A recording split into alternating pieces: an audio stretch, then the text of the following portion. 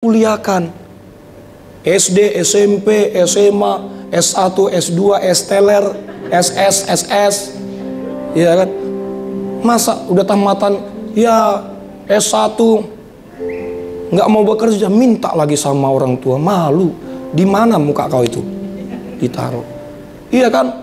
Iya benar, anak muda dengarlah baiklah, kerjalah kau lah. Gitu. Kita belajar hari ini, saudaraku. Jangan pernah malas. Beri tepuk tangan, beri pujian bagi Allah kita. Itu yang pertama. Yang kedua, ayat 16 sampai dengan 17. 6 perkara ini yang dibenci Tuhan. Bahkan 7 perkara yang menjadi kekejian bagi hatinya: mata sombong, lidah dusta, tangan yang menumpahkan darah orang yang tidak bersalah. Yang kedua yang dapat kita pelajari, bahwa apa yang diajarkan oleh Salomo, apa yang diajarkan oleh firman Tuhan, nasihat apa yang diajarkan. Yang kedua, nasihat jangan sombong. Bilang sama saya, katakan jangan sombong. Tepuk pundak kanan kiri saudara, bilang begini, jangan pernah sombong. Amin. Yang baru ngomong bilang begini, jangan ngomong doang kamu. Amin. Setuju atau tidak setuju, setiap manusia pasti pernah menyombongkan diri. Dan hal inilah sudah menjadi sifat dasar manusia. Katakan amin. Tanpa kita sadari, memang hari-hari ini banyak orang menyombongkan diri. Merasa dirinya bangga, merasa dirinya kuat, merasa dirinya hebat. Yang menjadi pertanyaan kita hari ini adalah, apa itu orang sombong? Orang sombong adalah orang yang tidak mengakui otoritas Allah. Orang sombong adalah orang fasik. Orang sombong adalah orang yang tinggi hati. Orang sombong adalah orang yang tidak menundukkan diri secara benar kepada Allah. Dan orang sombong menganggap dirinya lebih dari orang lain. Jangan sombong, Pak, Bu. Tahukah saudaraku bahwa contoh dalam Alkitab, saya mencatat ada orang sombong dan orang rendah hati. Yang pertama, Raja Hizkia. Raja Hizkia adalah raja yang taat, yang setia, yang takut akan Tuhan. Raja Hizkia adalah raja yang berkelimpahan pada zaman itu. Apa yang terjadi, tahukah saudaraku bahwa Raja Hizkia pernah berkata bahwa dia bilang, tidak ada lagi seperti saya di antara raja-raja Yehuda. Hizkia menunjukkan dirinya bahwa saya hebat, saya kuat. Lalu yang kedua, ada contoh dalam Alkitab adalah orang yang rendah hati, yaitu bernama Salomo. Salomo, Bapak Ibu, nggak pernah ya sombong dalam hidupnya. Saudara baca Alkitab, saudara baik-baik ya. Salomo itu pernah mendirikan bait Allah. Salomo itu hartanya banyak. Tetapi Injil Matius pernah mencatat. Coba kita buka ya. Saya tidak tampilkan di slide. Matius pasal 6 ayat 29. Yuk. Matius pasal 6 supaya saudara tahu. Matius pasal 6 ayat 29. Matius pasal 6 ayat 29. Yuk, tolong ditampilkan. Matius pasal 6 ayat 29. Saya akan bacakan buat saudara ya. Ayo, tolong ditampilkan. Matius pasal 6 ayat 29.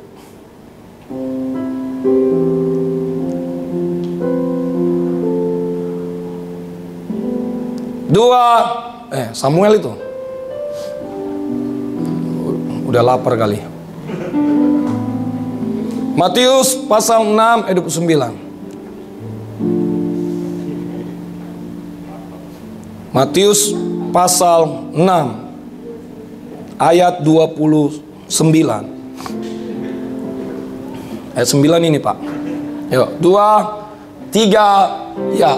Namun aku berkata kepadamu, Salomo dalam segala kemegahannya pun tidak berpakaian seindah salah satu dari bunga itu. Bayangkan Matius menulis, Salomo tidak berpakaian seperti salah satu dari bunga itu. Bunga itu indah. Bunga itu kalau dilihat bagus. Kalau diistilahkan, dia berpakaian yang bagus. Tapi Salomo tidak. Ada orang Kristen ya, gayanya tinggi selangit ya, udah miskin, jelek, hidup sombong lagi. Ya kan? Bener loh.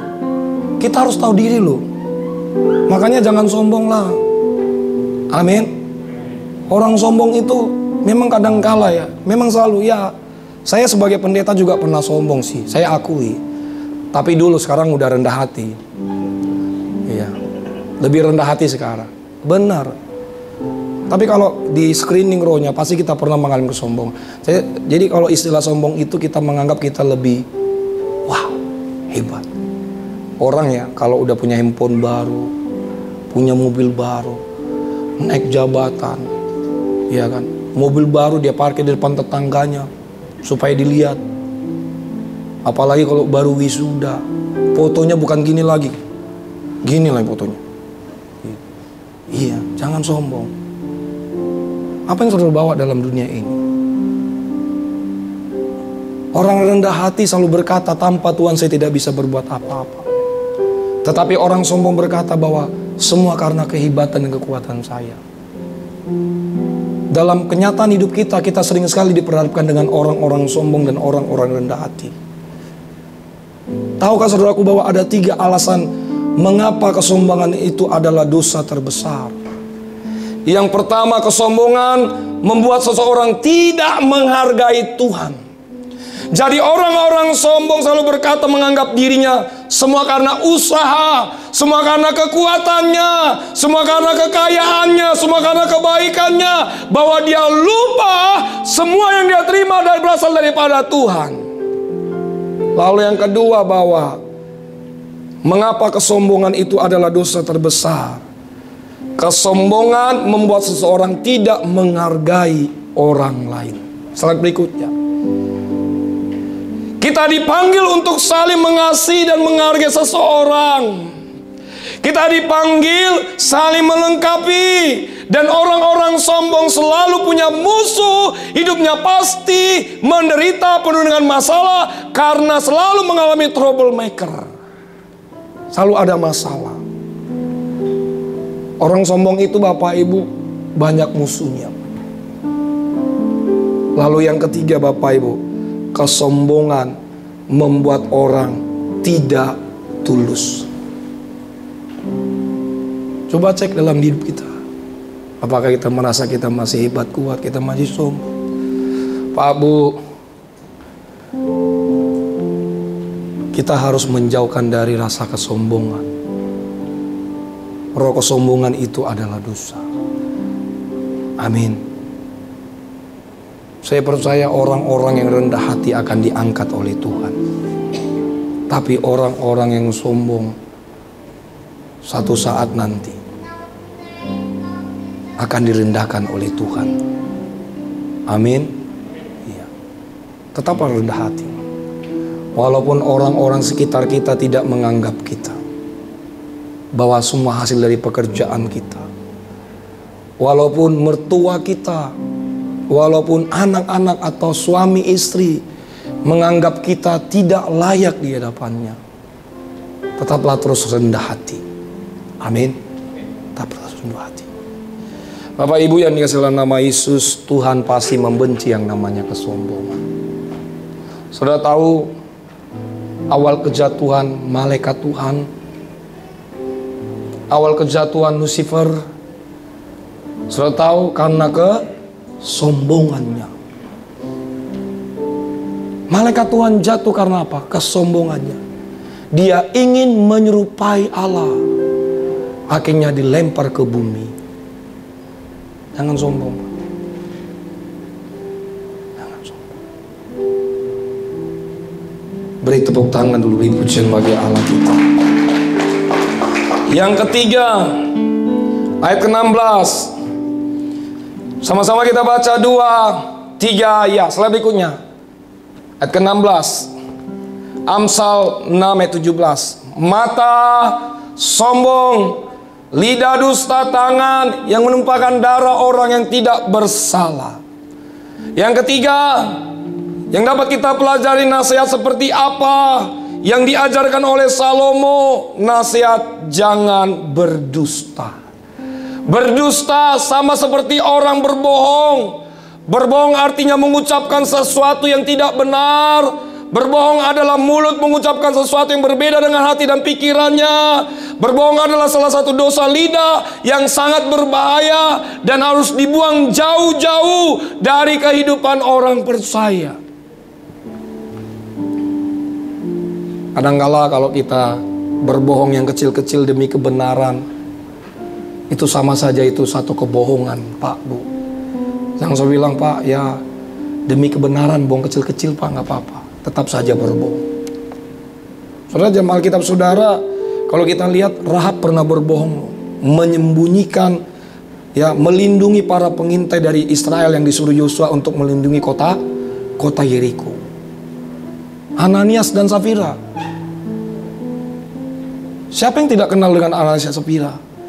Mendustai Roh Kudus karena menahan sebagian dari hasil penjualan tanah dan pada akhirnya mati. Jangan berbohonglah. Saya mengutip, ada suatu ketika di Universitas Kedokteran pernah mengadakan penelitian tentang orang berbohong dan orang jujur. Jadi yang pertama, orang pertama diminta menceritakan sebuah kebohongan. Lalu yang kedua, orang yang kedua mau diminta untuk berkata jujur dan benar. Dari hasil, ya, MRI, ya, lalu mereka menganalisa. Ternyata hasil yang pertama, si pembohong mengaktifkan 9 area di otaknya. Dan tentu sangat melelahkan otak dan hidupnya tidak merasa tenang. Lalu yang kedua, diteliti. Orang yang berkata jujur hanya memakai 4 area otak dan lebih cenderung tenang dalam hidupnya. Jadi saya ingin simpulkan bahwa orang-orang berbohong adalah orang-orang otaknya bekerja lebih keras 2 kali lipat dibandingkan orang-orang yang berkata jujur. Masihkah engkau hari ini berbohong? Jangan suka berbohong, Pak, Bu, anak-anak muda.